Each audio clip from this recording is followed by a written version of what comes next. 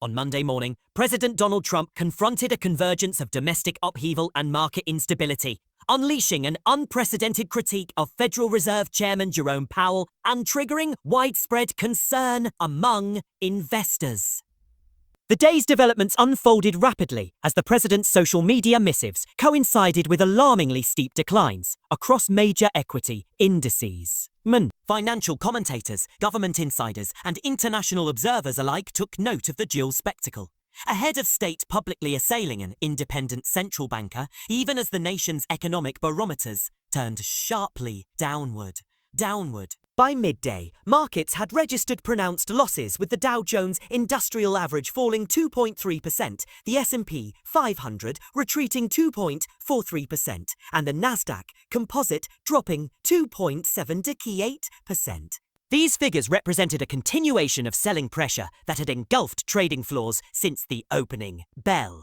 Portfolio managers described the atmosphere as one of pervasive unease, attributing the sell-off to concerns about monetary policy uncertainty compounded by the president's outspoken critiques. Traders scrambled to rebalance risk exposure, while analysis teams labored to interpret the unfolding policy drama. Early that morning, the president directed his ire at Jerome Powell, branding him a major loser in a sharply worded tweet. "Sir, and..." He questioned the Fed's commitment to contain inflation, despite data showing modest declines in energy and food prices, and urged a preemptive cuts in interest rates to bolster economic sentiment. "There is virtually no inflation," he asserted, placing quotation marks around the term "a thing's haze" while dismissing rising consumer costs. Observers noted the unconventional tone of these comments, highlighting the tension between the White House and the traditionally apolitical central bank. Federal Reserve officials have maintained that monetary policy decisions must remain guided by objective economic indicators rather than political pressure. Under the previous administration, led by President Joe Biden, the Fed was credited with steering inflation downward toward its 2% target after a period of elevated consumer price increases. However, the president's recent imposition of tariffs on international trade has contributed to renewed price pressures, complicating efforts to justify a reduction in policy rates.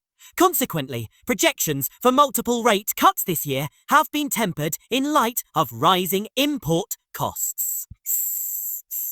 The president's public denunciations of the Fed have sown additional volatility and uncertainty. Market analysts warned that such actions risk undermining the independence of monetary authorities, a cornerstone of long-term economic stability. Speculative commentary proliferated regarding whether the president might seek to replace Chairman Powell, a scenario that would represent an extraordinary intervention in central banking tradition. Such conjecture only served to exacerbate investor nervousness, reinforcing a feedback loop of declining equities and receding yields on safe haven assets. Yet the tensions extended beyond finance. Official White House statements claimed the president attended an Easter service, but a review of his published schedule revealed he spent the afternoon at his Virginia golf club. This discrepancy prompted questions about the administration's transparency.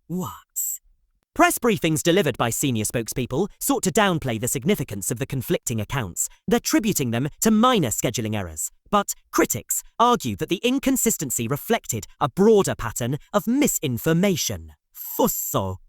On the international front, trade negotiations that many expected to proceed smoothly encountered new obstacles.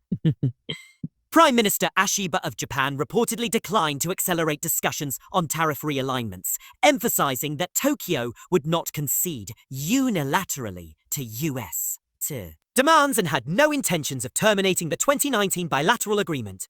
Diplomats described the Japanese stance as rooted in concerns over national honor and economic reciprocity. The impasse highlighted the complexities of resetting international trade parameters amidst adversarial rhetoric from the White House. Similarly, talks with Mexico's President Claudia Sheinbaum failed to yield immediate results despite the existence of an established framework under the North American Trade Accord.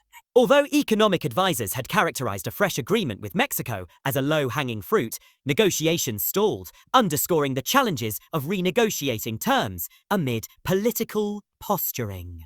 So, observers noted that Mexico's insistence on preserving its existing commitments closely mirrored Japan's reluctance to revisit the 2019 deal. Adding to the administration's domestic controversies, Secretary of Defense Pete Hegseth faced scrutiny over classified communications shared on encrypted messaging platforms. Reports emerged alleging that Hegseth had discussed war planning details in private signal chats with family members and legal counsel.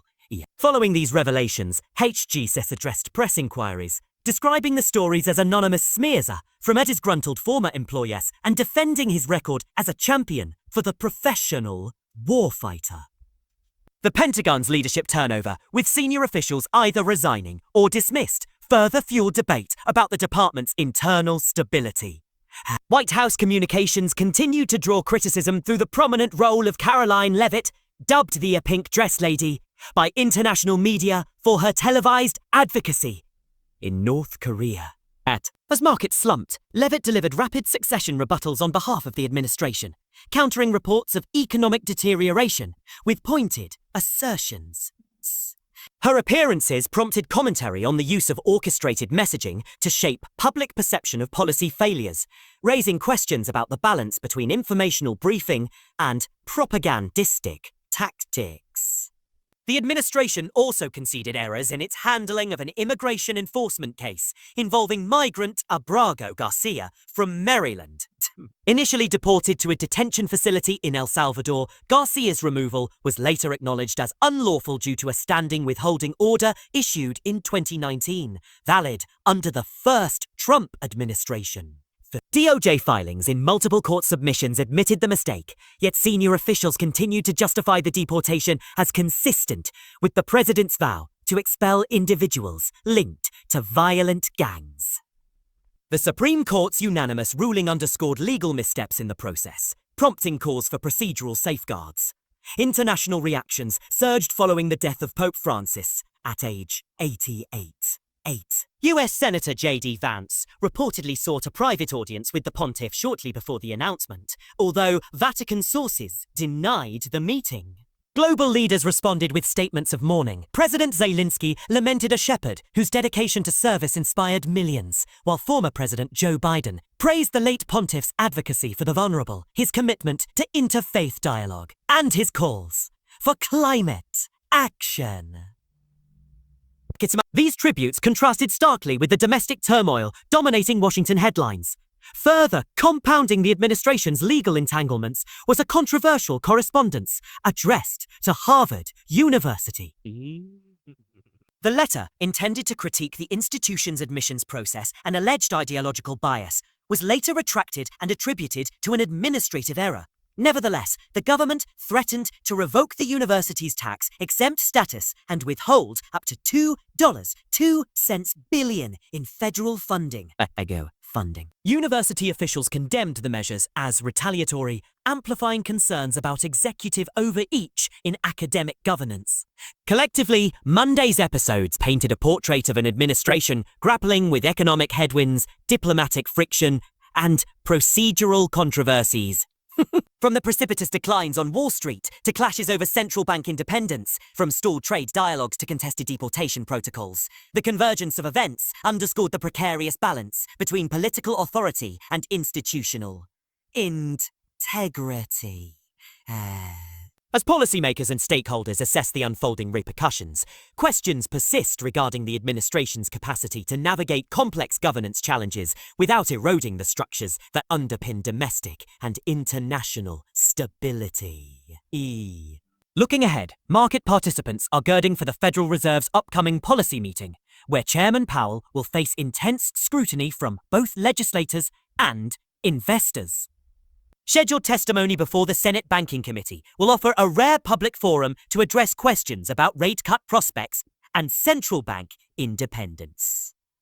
Credit rating agencies, having already signaled the potential for outlook revisions in response to heightened volatility, will be closely monitoring whether political interference undermines the Fed's mandate. On Capitol Hill, bipartisan calls are emerging for a formal inquiry into the president's public pressure on an autonomous institution. Legislators have proposed drafting legislation to reinforce statutory protections for the Federal Reserve, aiming to insulate monetary policy from executive influence. Simultaneously, the House Financial Services Committee is considering hearings to explore the consequences of recent tariff actions and their impact on global supply chains. International observers, wary of US policy fluctuations, have begun adjusting their own risk assessments.